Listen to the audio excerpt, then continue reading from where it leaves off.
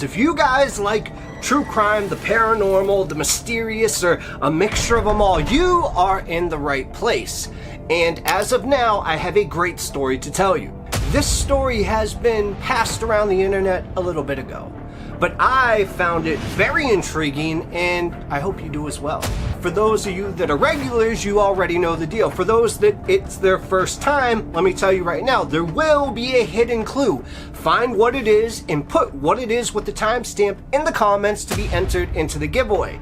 Also, please hit that like button. Let's get this up to at least 72 likes. If we get it up to 72 likes, I will do an extra story this week in honor of your likeness.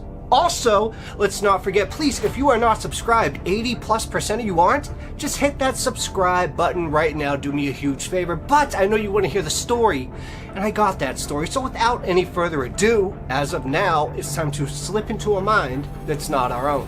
Let's go.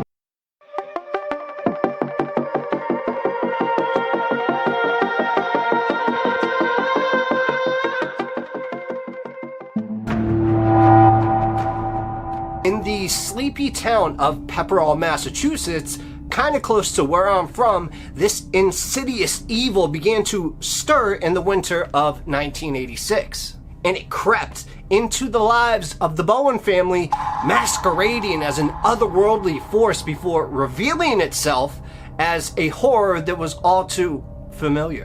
And for sisters Tina and Karen Bowen, it started as an innocent attempt to contact their recently deceased mother. And of course, they just wanted to talk to their mother once again. So they decided to gather around this Ouija board one night, and the grieving girls hoped just to summon their mother's comforting presence.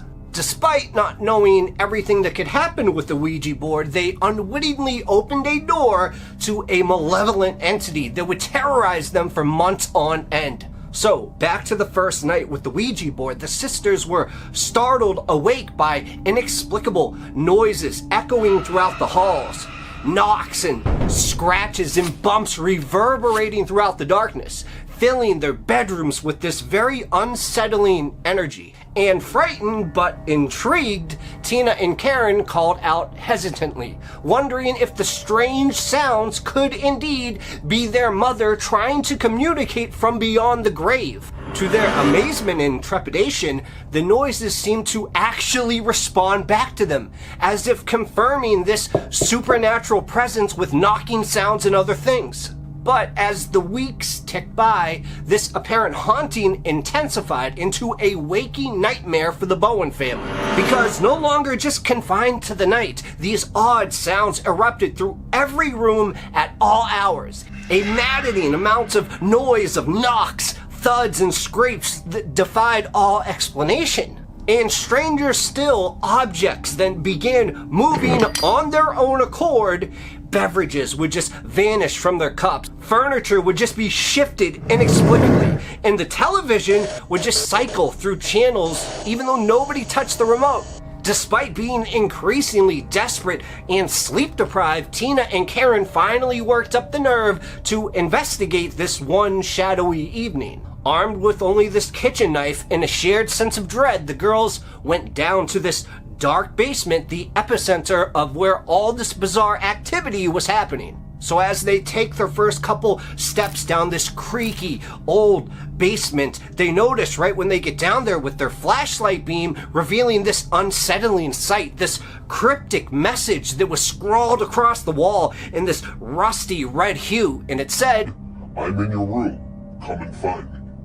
Now, I have never been a little girl before, but I have been a little boy. And I'll tell you this, if that happened to me, I would be very scared. Oh, and if there's other crazy stories like this out there by the audience, please let me know in the comments below if anything creepy like this has ever happened to you. But to the rest of the story. Okay, so at this point, confused and terrified, the sisters finally went to their father, Frank, with this chilling evidence now. But the grieving widower could only just dismiss the unnatural events as figments of their daughter's imaginations, by products of their profound loss that they had. And I mean, who's to say different? That young, if you lose the most important person in your life, who's to say you're not going to see them around every corner and they're not going to be talking to you all the time? So he sent the girls to a counselor, wholly unaware that the all too real nightmare was beginning to unfold under his own roof. Because this sinister force that was lurking in the Bowen home was actually no restless spirit, but a flesh and blood predator of the most depraved kind. An individual who had been meticulously, quietly studying the family's every move, learning their habits and their fears, and calculating his reign of terror with meticulous precision. Then, on an unassuming December evening, the Bowens returned from an outing, and the first undeniable sign of this human intruder was found. And it was, believe it or not, of all things, an unflushed toilet. But evidence that someone had been lying in wait in their absence. So with rising panic at that moment, Frank commenced a quick search of his house, combing each room for signs of entry or disturbance. And it wasn't until he reached the threshold of his own bedroom when Frank froze in abject horror. Because there, crouched behind the back of the closet, was a wild-eyed figure of a disheveled man, holding a hatchet and a wrench in both of his trembling hands. Heart pounding at this point, Frank tried to get rid of the trespasser.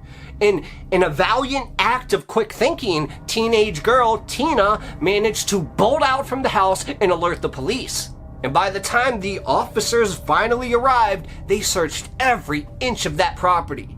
And the armed intruder had vanished somehow without a trace, as if it were nothing more than a ghost or a spectral apparition. So baffled and unnerved, the authorities find no point of entry or exit, no sign that the mysterious figure had even been there at all. But only then, in the eerie afterglow of this close call, did the Bowens begin to absorb the full, sickening scope of the situation that they were in. Because the ghost that had been tormenting them for months was no supernatural entity, but a deeply disturbed human being who had been meticulously orchestrating their terror right from the shadows. Yes, a real-life monster who had not just violated the sanctity of their home, but had inhabited it like a malevolent parasite. So, shell-shocked and fearing for their safety, the Bowens temporarily relocated.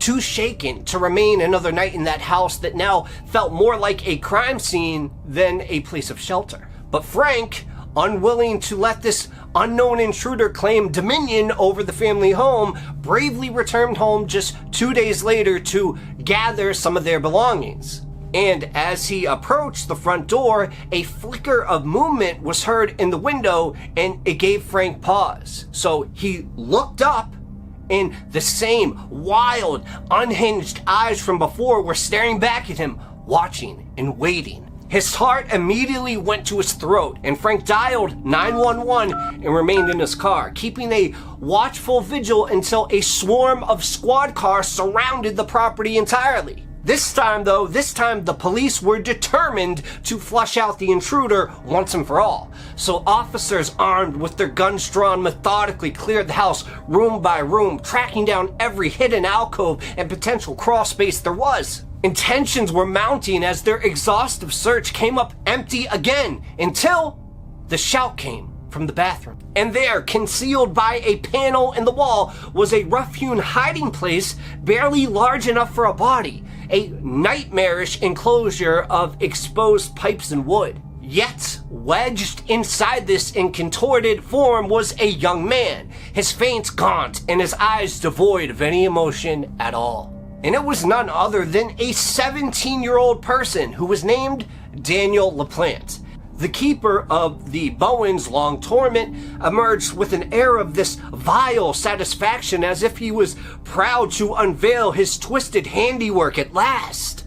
And the story that began to take shape in the aftermath of LaPlante's capture painted a portrait of a deeply broken psyche. But that's not all, because even though he was born into a turbulent home rife with abuse and neglect, Daniel's childhood was a waking nightmare of trauma, both physical and other types of assault at the hands of his father. And despite psychiatric intervention for a crippling hyperactivity disorder and antisocial tendencies, nothing could seem to counterbalance the corrosive effects from his upbringing. And just by the tender age of 15, LaPlante had already carved out a chilling niche as a prolific cat burglar of a particular pathology. You see, rather than steal from his victims, he derived this quick satisfaction, sadistic pleasure from silently violating their inner sanctums, rearranging these personal belongings and leaving these eerie hints of his intrusion to inflict this lasting psychological fear. He was a specter in the truest sense, disappearing without a trace and sowing the seeds of paranoia in his wake. And it was around this same time that LaPlante set his sights on the teenager Tina Bowen, orchestrating a manipulative plot to isolate the vulnerable, grieving girl. You see, posing as a charming, clean-cut peer, he lured her out onto a date, only to have his disheveled, unsettling true nature revealed. And Tina, though she was put off by it, endured the encounter out of a sense of compassion, unaware that her small kindness would trigger an obsession that was so dangerous. So consumed was LaPlante by his fixation on Tina and infiltrating the Bowen household that he effectively moved into their home, carving out a series of these hidden layers in the walls from which he could observe the family at every angle and carry out his clandestine torment, almost like a Norman Bates 2.0. And by the time of his discovery in December 1986, best estimates placed his secret residency at close to a year. A staggering violation of the family's privacy and well-being. But in the end, LaPlante's undoing proved to be his own mounting hubris. You see, these small mistakes in his elaborate charade allowed the authorities to piece together a stranger-than-fiction truth and apprehend him at last.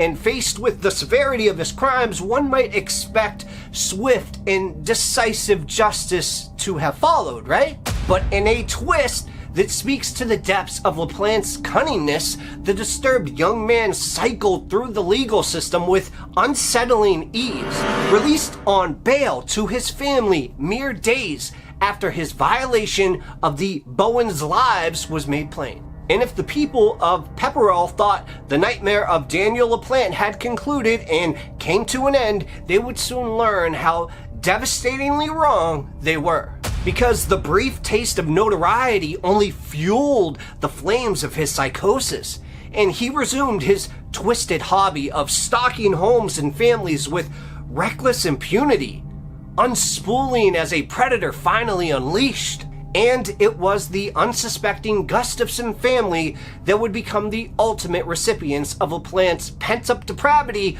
on the night of December 1st, 1987. In a crime that would rock the foundations of Pepperell and shatter any illusions of small-town safety, LaPlante lay in wait until Priscilla Gustafson and her two small children returned home to interrupt his demented plundering of their picturesque home. Now, I know some of you are squeamish with this stuff, so I'm not really gonna say what happens next. I'm gonna say it in a different kind of way. But in an act of remorseless brutality, LaPlante subjected Priscilla to the most intimate violation before coldly snuffing her out with a single bullet to the head. And then, I'm totally gonna ignore this point, but unfortunately, the 5-year-old and the 7-year-old, William and Abigail, were taken as well in horrible and vicious ways where you would wish to get 5 minutes alone with this guy